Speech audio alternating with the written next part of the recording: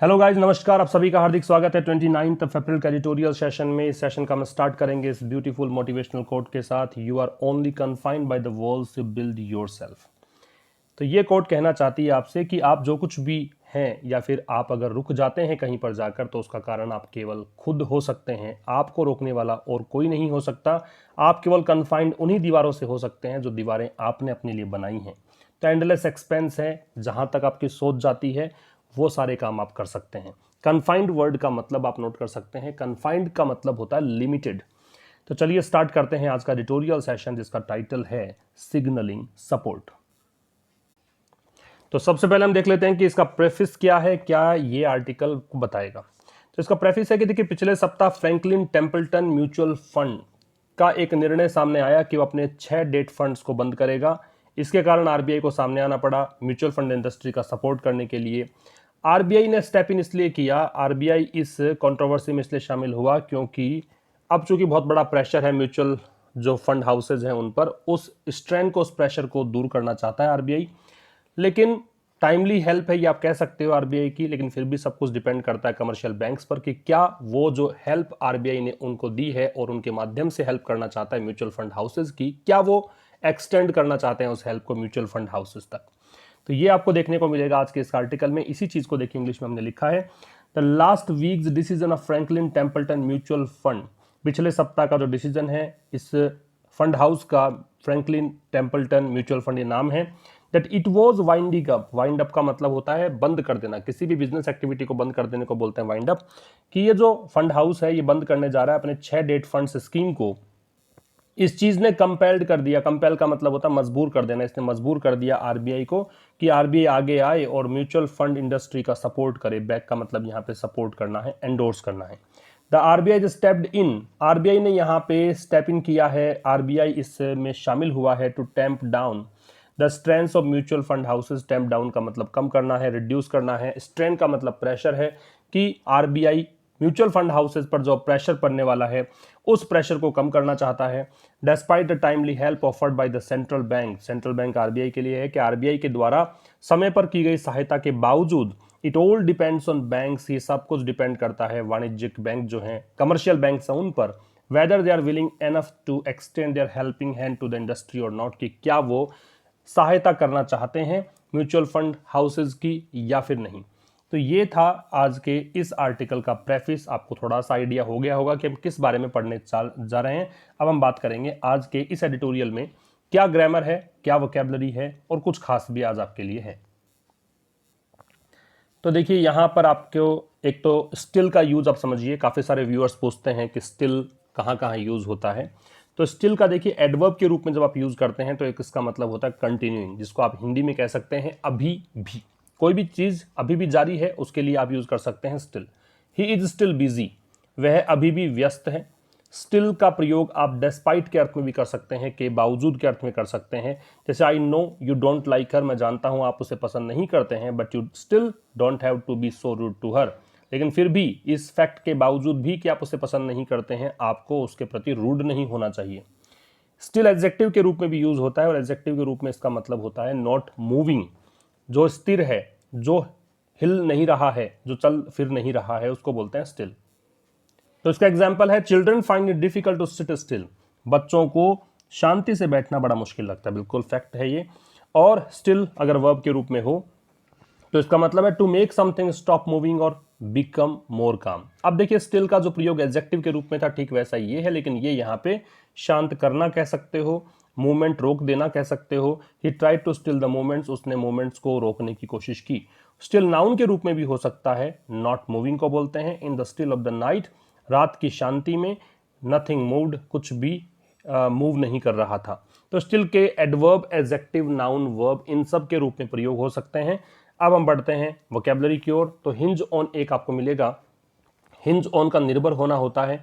इसको आप और तरीके से अगर बताना चाहें तो आप कह सकते हैं depend on, ride on, hang on, rely on, rest on. और सबसे इंपॉर्टेंट चीज जो आपको याद रखनी है वो ये कि इन सब के साथ में प्रेपोजिशन ऑन है। तो जब भी निर्भर होने का अर्थ आएगा तो निश्चित रूप से आप ऑन लगाएंगे। बैंक ऑन भी इसमें शामिल कर सकते हैं आप। फिर स्ट्रेन शब्द अभी मैंने प्रेफिस में भी यूज किया है इसको। स्ट्रेन का मतलब प्रेशर, टेंशन, बर्डन, स्ट्रेस। ठीक है, तनाव, परेशानी, ये सबको बोलते हैं। वॉलेटिलिटी एक शब्द आएगा, वॉलेटाइल से बना है, वॉलेटाइल का मतलब अस्थिर होता है। तो इंस्टेबिलिटी, इरेगुलरिटी, फिकलनेस, इनकंसिस्टेंसी, वेरिएबिलिटी, तो ये सब ये किसके प्रकार हैं? वॉलेटिलिटी के। वॉलेटिलिटी का मतलब अस्थिरता को बोलते हैं, वॉलेटिलिटी का मतलब अनियमितता को बोलते हैं। इसके बाद हम बात करें तो यहाँ पे है क्रूशियल। क्रूशियल का मतलब होता है महत्वपूर्ण, तो आप कह सकते हैं कि pivotal, vital, compelling, imperative, significant, important, ये सब सिनोनिम हो सकते हैं क्रूशियल के। जब भी क्रूशियल शब्द आए तो आप रिकॉल करें मन ही मन कि हाँ ये शब्द भी मैं इसको यूज कर सकता हूँ इसके स्थान पे, तो इस तरह से सिनोनिम्स आपकी याद रहेंगे। रिटेन शब्द है, रिटेन का मतलब बनाए रखना होता है, तो keep, hold on to, have, maintain, ये सब कह सकते हो। एक बैक, बैक का मतलब सपोर्ट करना है, मैंने प्रेफिस में भी इसको यूज किया है। बैक जब वर्ब के रूप में हो तो इसका मतलब समर्थन करना, सपोर्ट करना, सहारा देना। तो support, endorse, advocate, uphold, champion, stand behind, defend, इन सभी शब्दों से आप इसको एक्सप्रेस कर सकते हो। एविडेंट वर्ड का प्रयोग मिलेगा। एविडेंट का मतलब स्पष्ट होता है, जो बिल्कुल सामने है, कुछ भी छिपा हुआ नहीं है। Obvious, apparent, conspicuous, visible, clear, glaring, blatant, strike, ये सारे शब्द इसके सिनोनिम्स हो सकते हैं।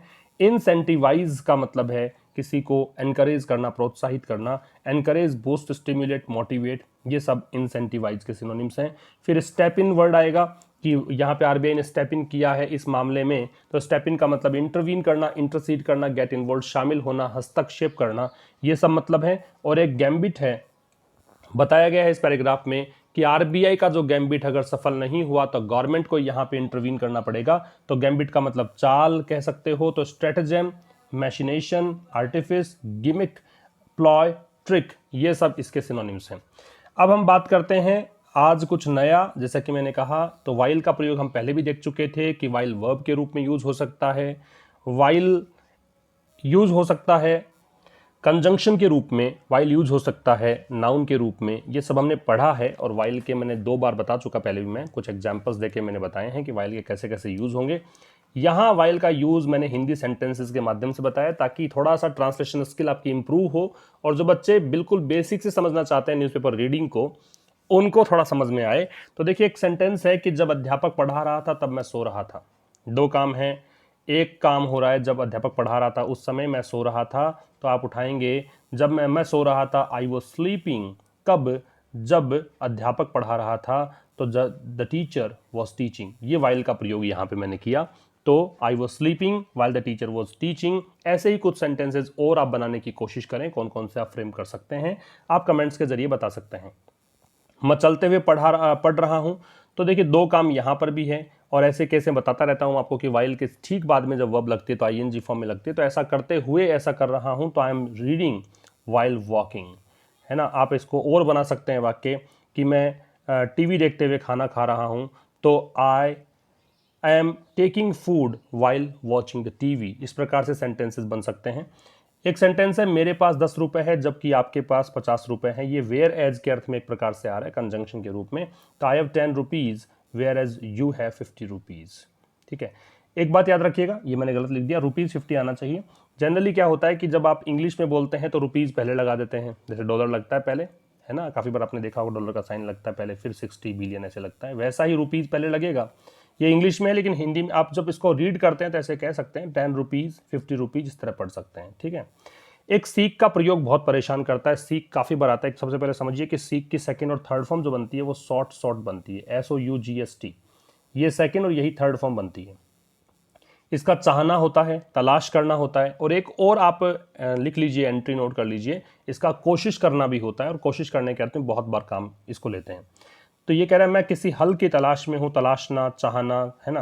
तो I am seeking a solution, मैं किसी हल की तलाश में हूं, I am seeking a solution. फिर उसे जॉब की तलाश थी, तो ही सॉट अ न्यू जॉब, चूंकि पास्ट में चला गया तो सीक की सेकंड फॉर्म यूज की है, ही सॉट अ न्यू जॉब। और देखिए मैंने कोशिश करने के अर्थ में भी एग्जाम्पल लिया है, उन्होंने कभी हम पर विचार थोपने की कोशिश नहीं की, तो उन्होंने दे कभी कोशिश नहीं की, तो नेवर सॉट किस चीज की, थोपने की, थोपना टू इम्पोज, क्या थोपना, अपने विचार थोपने की। तो यहाँ पे देयर व्यूज और हम पर ऑन अस, इम्पोज के साथ में ऑन लगता है, ये हम डिस्कस कर चुके हैं काफी बार। तो they never sought to impose their views on us. कुछ और सेंटेंसेस जो आप बना सकें वो बना के देखिएगा, कोशिश करिएगा। और एक चीज जो मैं अंडरलाइन करके बताता हूं आपको, न्यूज़पेपर में कि अंडरलाइन पार्ट है वहां से क्वेश्चन बनाएं। तो आज मैंने ये चीजें नहीं जोड़ी है इसके अंदर, आप वो पार्ट चूंकि समझ गए हैं। आप में से बहुतों ने क्वेश्चंस बनाए भी, कमेंट्स में बताए भी, मैंने कुछ चेक करके बताया आपको किस प्रकार से होना था, कुछ के सही भी थे। और आप ये कोशिश करते रहें लगातार, अपने खुद से कोशिश करें, क्योंकि अल्टीमेटली न्यूज़पेपर पढ़ना आपको आना चाहिए, किसी की हेल्प की आपको आवश्यकता नहीं पड़नी चाहिए। तो ये है आज का article, signalling support. Signalling support, support है आरबीआई का, किसको? म्यूचुअल फंड हाउसेज को। सिग्नल का मतलब संकेत करना होता है।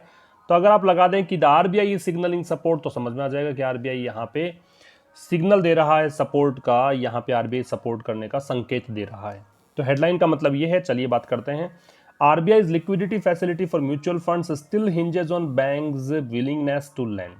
आरबीआई की जो लिक्विडिटी फैसिलिटी है, लिक्विडिटी जहां पे आता है उसका सीधा सा मतलब समझिए कैश, नकदी को बोलते हैं। तो आरबीआई ने जो नकदी की सुविधा दी है, किसके लिए? म्यूचुअल फंड्स के लिए। स्टिल का मतलब हमने पढ़ा है कंटिन्यूटी के लिए यूज करते हैं, एक किस रूप में यूज करते हैं? एडवर्ब के रूप में। तो ये है कि आरबीआई की जो लिक्विडिटी फैसिलिटी है, कैश वाली सुविधा है म्यूचुअल फंड्स के लिए, वो अभी भी हिंजेज ऑन का मतलब निर्भर करती है banks willingness to lend, bank की इच्छा पर कि बैंक यहाँ पे उधार देना चाहता है कि नहीं। लैंड का उधार देना होता है, इसका ऑपोजिट मतलब उधार लेना अगर हो तो उसके लिए हम यूज करते हैं बोरो, और बोरो किससे करना हो उसके लिए हम प्रेपोजिशन लगाते हैं फ्रॉम, ये याद रखिएगा। और यहाँ पे हिंजेस ऑन है वो लग रहा है आरबीआई को देखकर, आरबीआई सिंगुलर है इस कारण से हिंजेस है, और विलिंगनेस से पहले देखिए अपोस्ट्रोफे लगा रखा है, और बैंक्स करके फिर अपोस्ट्रोफे है, क्योंकि बैंक्स प्लूरल है। और जब किसी प्लूरल नाउन और खास करके जिसका एंड एस और ईएस से होता है, उसको अगर आपको जोड़ना हो एक और नाउन से तो अपोस्ट्रोफे लगाते हैं एस के बाद में। ये सब बातें पता होनी चाहिए आपको। तो क्या बताया इसने यहाँ पे कि आरबीआई की जो लिक्विडिटी फैसिलिटी है म्यूचुअल फंड्स के लिए, वो अभी भी निर्भर है बैंक की इच्छा पर कि बैंक यहाँ पे उधार देना चाहती है म्यूचुअल फंड्स को या नहीं। क्योंकि आरबीआई ने क्या किया है, कैश दे दिया है बैंक को, अब सब कुछ डिपेंड करता है बैंक पे कि बैंक आगे उसको एक्सटेंड करेगा कि नहीं करेगा। इसके आगे देखिए, the Reserve Bank of India's decision to open a special facility to ensure the availability of adequate liquidity for the mutual fund industry is a timely move in signaling to investors that the central bank is alert to the need to preserve financial stability in these challenging times। तो देखिए full stop तक का part हमने पढ़ लिया। अब बात करते हैं कि क्या ये बोलना चाहता है। द आरबीआई, ये रिजर्व बैंक ऑफ इंडिया से पहले दे लगता है, रिजर्व बैंक इंडिया का जो डिसीजन है टू ओपन, खोलने का, स्पेशल फैसिलिटी, ओपन का खोलना भी है। ओपन का मतलब यहाँ पे एक प्रकार से यूँ कह दीजिए कि एक नया अवसर यहाँ पे दिया है, स्पेशल फैसिलिटी दी है, विशेष सुविधा दी है। किस चीज़ के लिए? टू एंश्योर, एंश्योर का सुनिश्चित करना होता है। सुनिश्चित क्या करना है? Availability of adequate liquidity. Adequate का मतलब पर्याप्त होता है, पर्याप्त मात्रा में कैश की उपलब्धता हो, पर्याप्त मात्रा में कैश अवेलेबल हो, इसको सुनिश्चित करने का जो डिसीजन है आरबीआई का, किसके लिए? म्यूचुअल फंड के लिए, म्यूचुअल फंड इंडस्ट्री के लिए। ये क्या है? Is a timely move, is यहाँ पे दे रखा है इस डिसीजन के लिए। ये जो डिसीजन है ये एक समय पर लिया गया कदम है, मूव का मतलब कदम। टाइमली यहाँ पे एडजेक्टिव का काम कर रहा है। हम लोग जनरली पढ़ते हैं कि LY ending words are called adverb, लेकिन यहाँ पे देखिए टाइमली में एलवाई है, लेकिन ये एडजेक्टिव है। और ये टाइमली मूव है इन सिग्नलिंग, किस चीज में? इन सिग्नलिंग, संकेत देने में, टू इन्वेस्टर्स, निवेशकों को, दैट की द सेंट्रल बैंक मतलब केंद्रीय बैंक मतलब आरबीआई, इज अलर्ट कि ये चौकन्ना है आरबीआई, आरबीआई को पता है, टू द नीड की क्या आवश्यकता है, टू प्रिजर्व फाइनेंशियल स्टेबिलिटी, जो वित्तीय स्थिरता है उसको प्रिजर्व करने की जो आवश्यकता है उसके बारे में अलर्ट है। प्रिजर्व का मतलब संरक्षित करना होता है, प्रोटेक्ट करना होता है एक प्रकार से। इन दी चैलेंजिंग टाइम्स का मतलब इन चुनौती भरे समय में, चुनौती भरा समय क्योंकि कोविड-19 के चलते सब लॉकडाउन है, लॉकडाउन है तो लोगों को पैसों की जरूरत है, पैसों की जरूरत है तो म्यूचुअल फंड में जिन्होंने निवेश कर रखा है तो वो अपना पैसा लेना चाहेंगे, वो लगातार अपना पैसा वहां से रिडीम कर रहे हैं, और इस कारण से कैश की कमी म्यूचुअल फंड हाउसेज के पास आ चली है। इसके सहायता के लिए आरबीआई यहाँ पे आगे आया है। रिपीट कर देता हूं क्या बोलना चाह रहा है, वैसे बहुत सिंपल लैंग्वेज में है। यहाँ तक का पार्ट कह रहा है रिजर्व बैंक ऑफ इंडिया का जो डिसीजन है किस चीज के लिए? स्पेशल फैसिलिटी को ओपन करने का। किस लिए? एडिक्वेट लिक्विडिटी को सुनिश्चित करने के लिए कि पर्याप्त मात्रा में कैश रहे म्यूचुअल फंड इंडस्ट्री के पास। ये एक समय पर लिया गया कदम है कि निवेशकों को संकेत दिया जाए कि केंद्रीय बैंक जो है वो, यहाँ पे केंद्रीय बैंक बहुत सावधानी बरत रहा है, अलर्ट है इस बारे में, उसको पता है कि क्या आवश्यकता है की आवश्यकता है वित्तीय स्थिरता को प्रिजर्व करने की इन चुनौती भरे समय में। आगे बढ़ते हैं। In assigning 50,000 crore exclusively for commercial banks to lend to mutual funds, the RBI made clear on Monday that it wants to tamp down on any buildup of liquidity strains at mutual fund houses in the wake of heightened volatility in the capital markets and increased redemption pressures as a fallout of the COVID-19 pandemic। तो यहाँ तक थोड़ा बड़ा sentence है, देखिए टुकड़ों में तोड़ते हैं, बताता हूँ किस प्रकार से आपको पढ़ना है इस सेंटेंस को। इन असाइनिंग 50,000 करोड़, तो 50,000 करोड़ को असाइन करके, असाइन का मतलब सौंपना है, पैसा देना है, तो 50,000 करोड़ देकर एक्सक्लूसिवली फॉर कमर्शियल बैंक्स, विशेष तौर पर किसके लिए? कमर्शियल बैंक्स के लिए, जो वाणिज्यिक बैंक है उनके लिए। एक्सक्लूसिवली का मतलब होता है जो यूनिक या स्पेसिफिकली या पर्टिकुलरली, उसको बोलते हैं एक्सक्लूसिव, मतलब उसके अलावा और कहीं नहीं। तो कमर्शियल बैंक्स के लिए, ताकि वो उधार दे दें किसको? म्यूचुअल फंड्स को।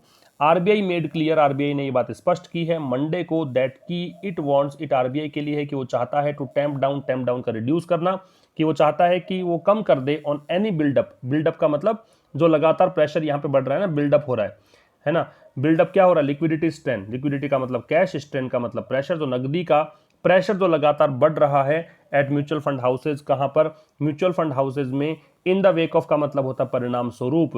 हाइटेंड वॉलेटिलिटी, वॉलेटिलिटी अस्थिरता, हाइटेंड का बढ़ी हुई, तो किसके चलते? जो बढ़ी हुई अस्थिरता है उसके चलते। इन द कैपिटल मार्केट्स का मतलब पूंजी बाजार में। एन इंक्रीज्ड रिडम्पशन, और काफी ज्यादा मात्रा में जो रिडम्पशन प्रेशर है। रिडम्पशन किसको बोलते हैं? रिडीम करने का प्रोसेस, जिसमें जैसे आपको म्यूचुअल फंड में आपने निवेश किया और आपको उसके बदले में कोई, सपोज करिए कोई आपको बॉन्ड दे दिया गया, कुछ भी कागज दे दिए गए। अब आप रिडम्पशन का मतलब है कागज दे के आप उसको जाके रिडीम करवाओगे, वापस पैसा लोगे, कैश, मतलब बॉन्ड के बदले या कोई भी बिल है उसके बदले आपने वापस से कैश ले लिया है, उसको रिडीम करना बोलते हैं। ठीक है, तो redemption pressures as a fallout, fallout का मतलब परिणाम होता है, किसके परिणाम स्वरूप? कोविड-19 पेंडेमिक के परिणाम स्वरूप। मैं इसको फिर से बताऊंगा, लेकिन उससे पहले आप ये जो वर्ड्स हैं उसको अच्छे से जान लें कि ये वर्ड्स क्या बताना चाह रहे हैं। उसके बाद इसके पीछे की ग्रामर क्या है उसकी बात करेंगे, फिर मैं पूरा ट्रांसलेशन फिर से बता दूंगा ताकि पूरा अच्छे से समझ में आपको आ जाए। तो देखो इसमें वर्ड्स हैं वो, एक तो टैम्प डाउन है, टैम्प डाउन का मतलब रिड्यूस करना है। एक बिल्डअप है, बिल्डअप का मतलब किसी भी मतलब टाइम पीरियड टाइम के अंदर, कोई भी समय अवधि के अंदर अगर कोई बढ़ोतरी होती है उसको बिल्डअप बोलते हैं। स्ट्रेन का मतलब प्रेशर है। इन द वेक ऑफ का मतलब एज अ रिजल्ट है। वॉलेटिलिटी का हमने पढ़ा था कि वेरिएबिलिटी कह सकते हो इसको, है ना, अस्थिरता, जो बदलता, परिवर्तनशीलता। रिडम्पशन एक प्रकार से कैश प्राप्त करना कह दीजिए। फॉल आउट का परिणाम है। तो ये सब वर्ड्स थे। अब हम एक बार फिर से पढ़ते हैं कि क्या बोलना चाह रहा है। तो उससे पहले देखो यहाँ पे इन असाइनिंग है, असाइनिंग इसलिए है क्योंकि ये प्रेपोजिशन है, प्रेपोजिशन के बाद में जब वर्ब लगाते हैं तो आईएनजी फॉर्म में लगाते हैं। तो 50,000 करोड़ को असाइन करते हुए किसके लिए? Exclusively for banks. एक्सक्लूसिवली यहाँ पे एडवर्ब है क्योंकि एलवाई लगा हुआ है। तो कह रहा है कि 50,000 करोड़ को असाइन करने में विशेष करके किसके लिए? कमर्शियल बैंक्स के लिए। कमर्शियल बैंक्स को किस लिए दिया है? टू लैंड, उधार देने के लिए। उधार किसको देना है? म्यूचुअल फंड्स को। The RBI made clear, RBI ने ये बात क्लियर की है, आरबीआई से पहले द है, ऑन मंडे को, दैट की इट वांट्स, इट यहाँ आरबीआई के लिए है कि आरबीआई चाहता है to tamp down on any build up of liquidity strengths, की कोई भी जो प्रेशर बना है इस समय के अंदर, लिक्विडिटी का जो प्रेशर बना हुआ है उसको रिड्यूस करना चाहता है। म्यूचुअल फंड हाउसेज का जो प्रेशर है, इन द वेक ऑफ, किसके परिणाम स्वरूप? Heightened volatility in the capital market, जो पूंजी बाजार में बहुत अस्थिरता का दौर है। वॉलेटिलिटी यहाँ पे नाउन है, नाउन से पहले ये एडजेक्टिव आया है क्योंकि ये वर्बल एडजेक्टिव है इसलिए थर्ड फॉर्म है, पास्ट पार्टिसिपल है। एंड इंक्रीज्ड रिडम्पशन, ठीक ऐसा ही यहाँ पे है, ये नाउन है, इंक्रीज्ड यहाँ पे एडजेक्टिव है, पास्ट पार्टिसिपल है क्योंकि ईडी फॉर्म है, थर्ड फॉर्म है। और बढ़ी हुई जो कैश का प्रेशर है कि कैश निकला रहे हैं लोग एज अ फॉल आउट, किस कारण से? कोविड-19 महामारी के चलते। तो ये सब कुछ था इसके अंदर। अब मैं रिपीट कर दूं बहुत आसान भाषा में क्या बोलना चाह रहा है कि 50,000 करोड़ रुपए आरबीआई ने दिए हैं बैंक्स को कि भाई आप दे दो म्यूचुअल फंड को उधार। आरबीआई ने इसको ऐसा काम करते हुए एक बात क्लियर कर दी है कि आरबीआई चाहता है कि जो कैश का संकट आ रखा है ना म्यूचुअल फंड में, लोग चूंकि रिडीम करवा रहे हैं पैसा, कैश वापस निकलवा रहे हैं, विड्रॉल करवा रहे हैं पैसा, तो इसके चलते जो प्रेशर आ गया, उनके नकदी का प्रवाह उनके पास नहीं है। तो इस चीज को यहाँ पे क्या करना चाहता है आरबीआई? कम करना चाहता है इस प्रेशर को, है ना। और ये प्रेशर आया क्यों है, ये क्यों हो रहा है इतना सब कुछ? ये कोविड-19 वैश्विक महामारी जो है उसके कारण हो रहा है। आगे देखते हैं, देखो the proximate trigger for the central bank's move was last week's announcement by Franklin Templeton Mutual Fund that it was winding up 6 debt funds that collectively had assets under management amounting to about 26,000 crore rupees. तो क्या बोलना चाह रहा है, the proximate trigger, proximate का मतलब लगभग कह दीजिए, या फिर जो अभी अप्रोक्सीमेट एक प्रकार से कह दीजिए। ट्रिगर का मतलब उत्प्रेरक, जिसके कारण कोई चीज हुई है, उसको बोलते हैं trigger. For the central bank move, ये केंद्रीय बैंक का जो कदम है। वॉज, ये किसको देखकर आ रहा है, इस ट्रिगर को देखकर। लास्ट वीक्स अनाउंसमेंट, ये ट्रिगर किस लिए भी, कदम क्यों चला, इसके पीछे ट्रिगर क्या है, तो संभवतः ट्रिगर ये है by Franklin Templeton mutual fund, ये अनाउंसमेंट जो फ्रैंकलिन टेम्पल्टन म्यूचुअल फंड ने किया था, दैट की इट वॉज, इट यहाँ पे इसके लिए है, इस म्यूचुअल फंड के लिए, कि ये was winding up, wind up का मतलब हो गया है बंद करना, किसी भी बिजनेस एक्टिविटी को बंद करने को क्या बोलते हैं, वाइंड अप, कि ये बंद करेगा 6 debt fund, 6 debt fund schemes को। देखिए इक्विटी होती है एक स्कीम, एक डेट फंड होती है। डेट फंड में क्या होता है कि इसमें म्यूचुअल फंड जो है सरकार वगैरह को उधार देता है पैसा, ठीक है। इक्विटी में क्या होता है कि आपने निवेश किया म्यूचुअल फंड में, म्यूचुअल फंड जो है उसको शेयर मार्केट में लगा देगा, इक्विटी का मतलब शेयर है, उसको बोलते हैं। तो डेट फंड स्कीम्स को, 6 डेट फंड स्कीम को बंद करने का जो निर्णय लिया था, फंड्स, अब ये फंड्स फिर से उन डेट फंड्स की बात कर रहा है, तो 6 डेट फंड्स हैं दैट कलेक्टिवली मतलब सामूहिक रूप से had assets under management. Assets under management का मतलब है जो भी उनका एक प्रकार से कुल जो एक कैपिटल थी उनकी, है ना, जो कैपिटल उनकी पूरी थी ना, 6 डेट फंड की जो कैपिटल कुल मिला के थी, वो कितनी थी, लगभग 26,000 करोड़। अमाउंटिंग टू का मतलब इक्वल कह सकते हो, या फिर अमाउंट है तो अमाउंट वैसे समझ लीजिए, धनराशि इतनी थी, या अमाउंट टू का मतलब इक्वल, जो लगभग कितने के बराबर थी, 26,000 करोड़ की धनराशि थी। रिपीट कर रहा हूं कि लगभग ये जो ट्रिगर था कमर्शियल बैंक का, मतलब ये सेंट्रल बैंक का जो एक कदम चलने का कारण था, ये स्टेप जो उठाया है, इसके पीछे कारण क्या था, इसका कारण था पिछले सप्ताह जो announcement Franklin Templeton mutual fund ने किया था कि ये 6 डेट फंड्स को वाइंड अप कर रहा है। और ये वो फंड थे जिनका लगभग कुल मिला के जो यहाँ पे असेट अंडर मैनेजमेंट था, ठीक है ना, जो इनकी पूंजी थी कुल मिला के 26,000 करोड़ यहाँ पे धनराशि के ये फंड्स थे। इनको जो निर्णय लिया, इस कारण से आरबीआई को यहाँ पे आगे आना पड़ा। आगे देखिए, the RBI has rightly recognised the urgent need to ward off any incipient contagion impact from the closure of these 6 funds. The RBI has rightly recognised, RBI ने राइटली एडवर्ब हो गया, रिकॉग्नाइज की विशेषता बता रहा है, बिल्कुल ठीक तरह से रिकॉग्नाइज पहचाना है। द अर्जेंट नीड, जो आवश्यकता है, to ward off, ward off का मतलब होता है अवॉइड करना, बचना, ठीक है। देखो वार्ड का मतलब क्या होता है, वार्ड का मतलब जैसे टू वार्ड, अपवार्ड, वार्ड का मतलब की ओर होता है ना, इस प्रकार से आप याद कर सकते हो इसको। तो किसी की ओर कोई चीज चल रही है, ऑफ का मतलब क्या होता है, सेपरेट कर लेना। तो अगर आपकी ओर कोई जा रही है तो उससे अपने आप को सेपरेट कर लेते हो आप, है ना। तो इसलिए आप इसको मान लो कि आप बचने का प्रयास कर रहे हो, अवॉइड करने का प्रयास कर रहे हो। इंसिपिएंट का मतलब शुरुआती, इंसेप्शन से बनता है इंसिपिएंट, इंसेप्शन का शुरुआत होता है। कंटेजन का मतलब संक्रमण होता है।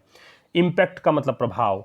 फ्रॉम द क्लोजर, क्लोजर का मतलब बंद हो जाने से। दीज 6 फंड्स, ये जो 6 डेट फंड्स हैं, इनके बंद हो जाने से।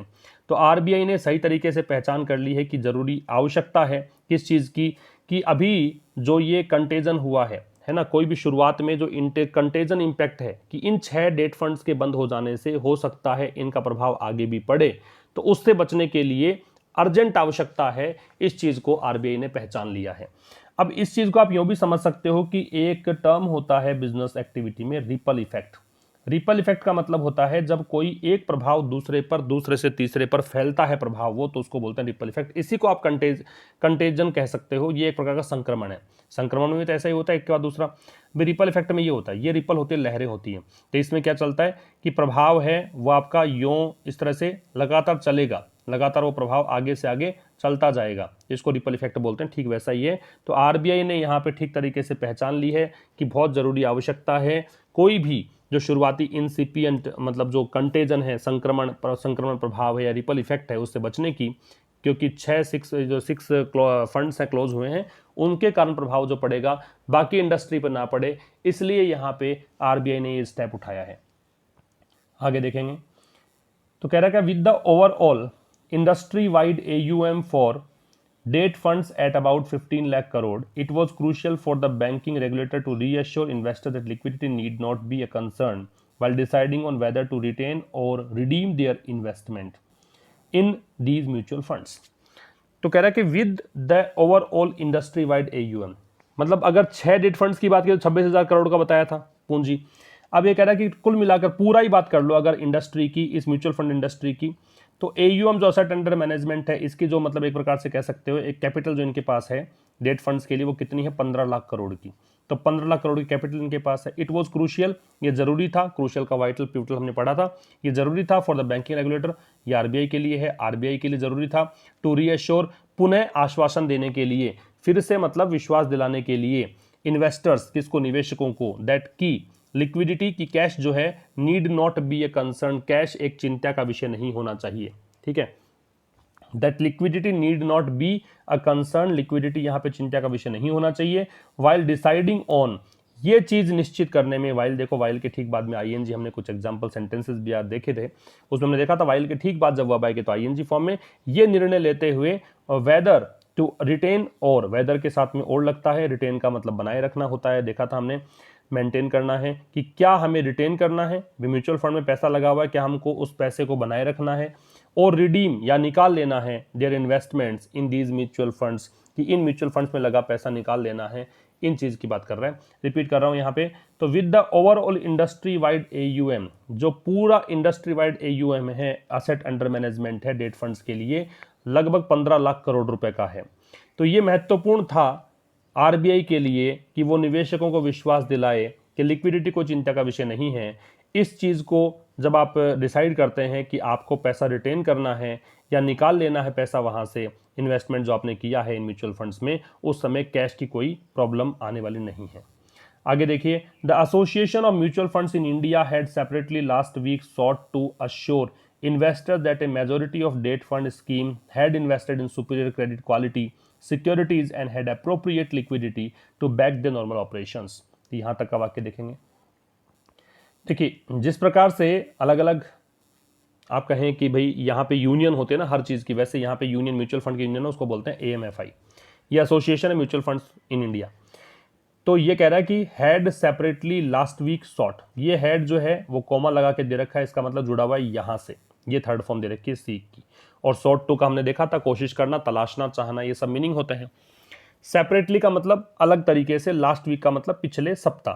तो एएमएफआई ने सेपरेट तरीके से पिछले सप्ताह ये कोशिश करी थी टू अश्योर इन्वेस्टर्स को अश्योर करने की। सेपरेटली इसलिए कि यहाँ तो आरबीआई कर रहा है कोशिश, वहां पहले ये कर चुका है कोशिश, that a majority of debt fund schemes, और क्या यहाँ पे आश्वासन दिया था कि जो मेजोरिटी है डेट फंड स्कीम्स की, मेजोरिटी मतलब जो इनकी एक बहुत बड़ी संख्या में जो डेट फंड्स हैं, had invested in superior credit quality securities, ये इनका इन्वेस्टमेंट जो है ना, अब भाई आपको कारण बताना पड़ेगा कि आप कैसे विश्वास करें, निवेशक पूछें कि हमारा पैसा नहीं डूबेगा, तो उसके लिए इन्होंने आश्वासन दिया था कि भी बताया था कि हमारा जो पैसा हमने निवेश किया हुआ है वो सुपीरियर क्रेडिट क्वालिटी सिक्योरिटीज में किया हुआ है, अच्छी क्रेडिट रेटिंग जिसकी है ना उसमें हमने निवेश किया हुआ है, एंड हैड एप्रोप्रिएट लिक्विडिटी, और हमारे पास उपयुक्त लिक्विडिटी भी है, एप्रोप्रिएट प्रॉपर तरीके से हमारे पास कैश भी है, to back their normal operation, किसके लिए, बैक का मतलब सपोर्ट करना, हमारे जो नॉर्मल ऑपरेशन है, हमारे जो नियमित कामकाज है उसको हम चला सकते हैं, कोई खास बात नहीं है, ये 6 डेट फंड बंद होने से कुछ प्रभाव पड़ने वाला नहीं है, ये इसने आश्वासन दिया था निवेशकों को। तो देखो यहाँ पे कहा है एएमएफआई ये सब्जेक्ट है, इसने कोशिश करी थी सेपरेट तरीके से पिछले सप्ताह किसकी, निवेशकों को एश्योर करने की कि जो डेट फंड स्कीम्स की मेजोरिटी है, मतलब बड़ी संख्या में डेट फंड स्कीम्स हैं, वो मतलब अच्छे क्रेडिट रेटिंग वाली जो सिक्योरिटीज है, प्रतिभूतियां जिसको बोलते हैं हिंदी में, इनमें निवेशित थी, and had appropriate quality liquidity, और ये कहा था कि हमारे पास जो है इन डेट फंड्स के अंदर लिक्विडिटी एप्रोप्रिएट है और हम नॉर्मल ऑपरेशंस को बैक कर सकते हैं, सपोर्ट कर सकते हैं, इसमें कोई प्रॉब्लम वाली बात नहीं है। ठीक है, अगला पैराग्राफ देखो। अब मैंने अंडरलाइन इसीलिए किया था इसको कि हमने आज ये डिस्कशन किया है, इसका हमने कुछ हिंदी सेंटेंस के साथ देखा है। वाइल का हमने देखा था, अब देखिए वाइल या कंजंक्शन के रूप में है। While the facility is a straightforward 90-day repo based lending window from which banks can avail credit to provide loans to mutual funds, there are concerns about the banking industries willingness to expose itself to the credit risk involved in making these fresh loans।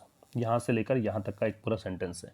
While the facility is a straightforward 90-day repo based lending window, जब यद्यपि, while का मतलब यहाँ पे although के रूप में लोग कंजंक्शन है, तो यद्यपि जो सुविधा है, फैसिलिटी है, कौन सी सुविधा, जो आरबीआई ने पैसा दिया है म्यूचुअल फंड वाले को, ये सीधा सीधा स्ट्रेट फॉरवर्ड मतलब बिल्कुल सीधा 90-day रेपो बेस्ड लैंडिंग है।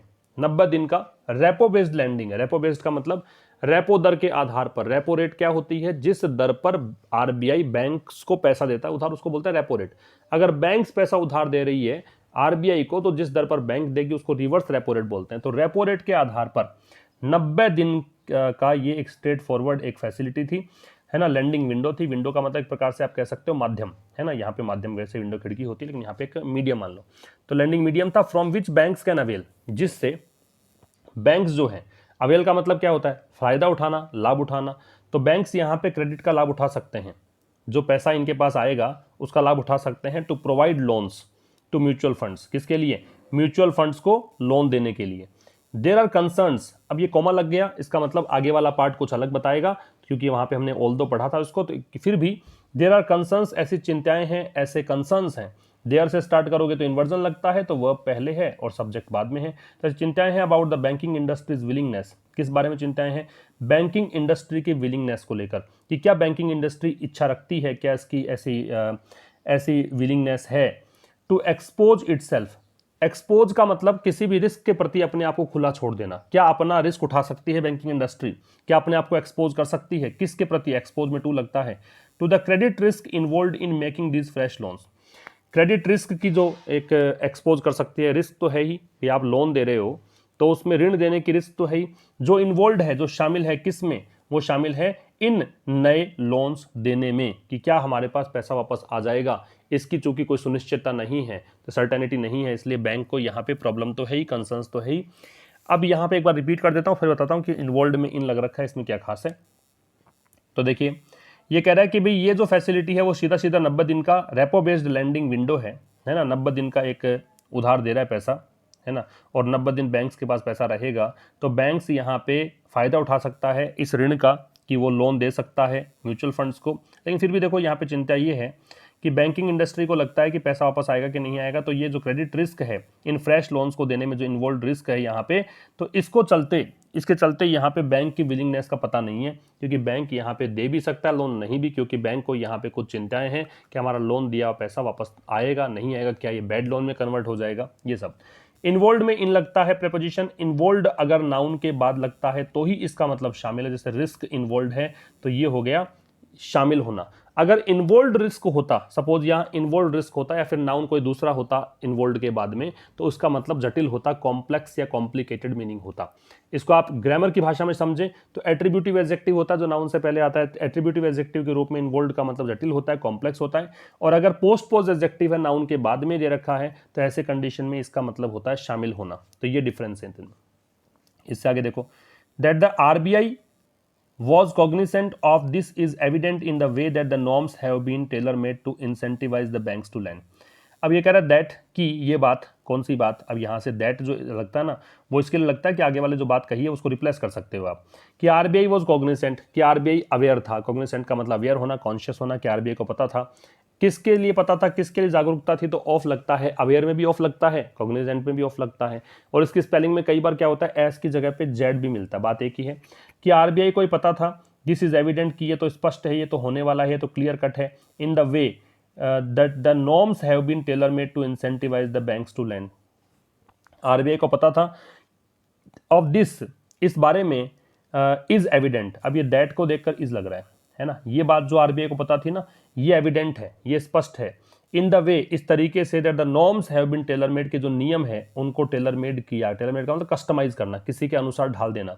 तो नियमों को उसी अनुसार बनाया गया है। To incentivise the banks to lend, कि बैंक को कुछ फायदा हो, इंसेंटिवाइज का प्रेरित करना होता है, तो बैंक्स को प्रेरित किया जाए टू लैंड, उधार देने के लिए। तो ये आरबीआई को इस बारे में अवेयरनेस थी कि जो कुछ भी ये किया गया है ना आरबीआई के द्वारा, ये उसी तरीके से किया गया है, कस्टमाइज किया गया है एक प्रकार से, कि बैंक्स को यहाँ फायदा पहुंचाने की कोशिश की गई है, कि बैंक को थोड़ा प्रेरित किया जाए, इंसेंटिवाइज किया जाए, ताकि बैंक यहाँ पे उधार दे सके। फिर देखो, from allowing banks to breach their 25% ceiling on held to maturity investments as a consequence of lending to mutual funds to exempting the support extended from banks overall capital market exposure limits, the central bank has sought to ease the flow of credit to the fund houses। तो देखिए, from यहां से लेकर और आगे तक का part कह रहा है। देखिए, from allowing banks to breach, breach का मतलब तोड़ना, वायलेट करना, है ना। सीलिंग का मतलब होता है छत, तो यहां पे मानिए लिमिट, 25% की जो लिमिट है। और हेल्ड टू मैच्योरिटी का मतलब क्या होता है, ऐसे निवेश, ऐसे इन्वेस्टमेंट जिनको मैच्योरिटी होने पर ही आप वापस निकाल सकते हो। जैसे आपने एफडी करवाई 5 साल के लिए, तो 5 साल से पहले आप पैसा नहीं निकाल सकते, उसको बोलते हैं हेल्ड टू मैच्योरिटी इन्वेस्टमेंट्स।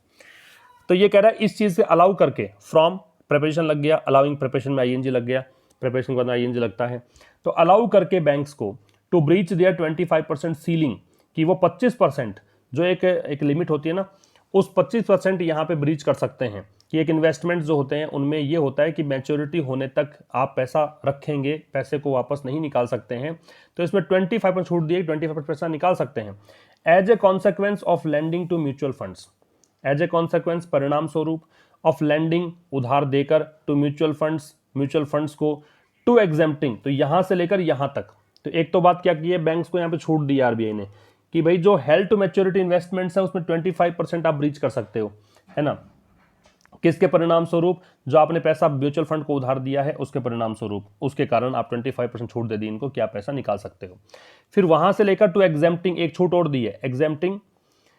अब यहाँ पे एग्जेम्प्टिंग कैसे लगा टू के बाद में, तो आप समझिए कि यहाँ जैसे फ्रॉम लगा हुआ था, है ना, फ्रॉम टू, ये तो कोरिलेटिव प्रीपोजिशन है, तो यहाँ से स्टार्ट हुआ काम और यहाँ तक काम हुआ, है ना, तो ये अलाउइंग जेरेंड है, वैसे ही ये वाला भी एक जेरेंड बन रहा है। इसलिए exempting the support extended from banks overall capital market exposure limits, छूट दी है किस चीज की, द सपोर्ट, उस सपोर्ट में जो एक्सटेंडेड फ्रॉम बैंक्स, जो बैंक के द्वारा एक्सटेंड की गई हो सपोर्ट।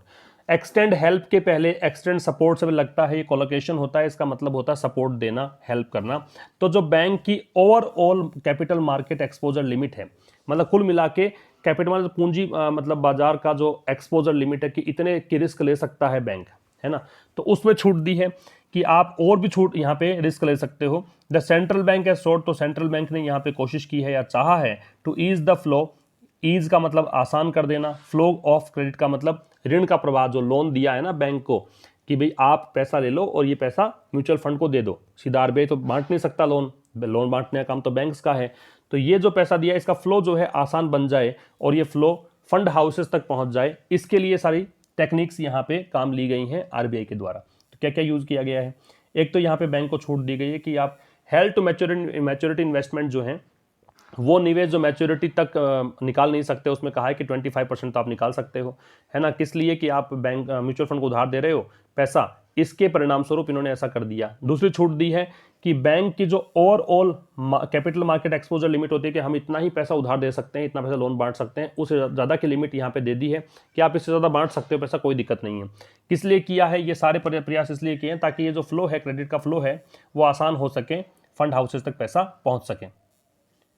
अब देखो स्टिल, फिर भी, if the recent experience of getting lenders to support the non banking financial companies through a targeted long term repo operation backed by 50,000 crore is any pointer clearly the banking industry beset by bad loans appears to have little appetite for adding any credit that it deems risky। समझने की कोशिश कीजिएगा, देखो थोड़ा सा sentence complex है लेकिन बनाते हैं आसान। फिर भी if the recent experience, if यदि द रिसेंट एक्सपीरियंस हाल ही का जो अनुभव है, क्या, of getting lenders to support, lenders यहां पे बैंक के लिए है, एक्सपीरियंस किस चीज का, getting lenders to support the non banking financial companies, कि आरबीआई क्या चाह रहा है कि बैंक्स जो है वो सपोर्ट करें एनबीएफसीज का। ये एनबीएफसीज कौन है, नॉन बैंकिंग फाइनेंशियल कंपनीज है, यहाँ पे म्यूचुअल फंड्स भी वैसे ही हैं, बैंकिंग इंस्टीट्यूशन तो नहीं है, फिर भी वो लोन देता है डेट स्कीम्स के जरिए, through a targeted long term repo operation backed by 50,000 crore। किसके माध्यम से, थ्रू का मतलब माध्यम, टारगेटेड का मतलब लक्ष्य निर्धारित करके, लॉन्ग टर्म रेपो ऑपरेशन का मतलब लंबे अवधि के रेपो ऑपरेशन के चलते, बैक्ड बाई जो कि जिसको सपोर्ट हासिल है किसका, 50,000 करोड़ का, इज एनी पॉइंटर, यदि कोई संकेत देता है, पॉइंटर का मतलब संकेतक, इंडिकेटर।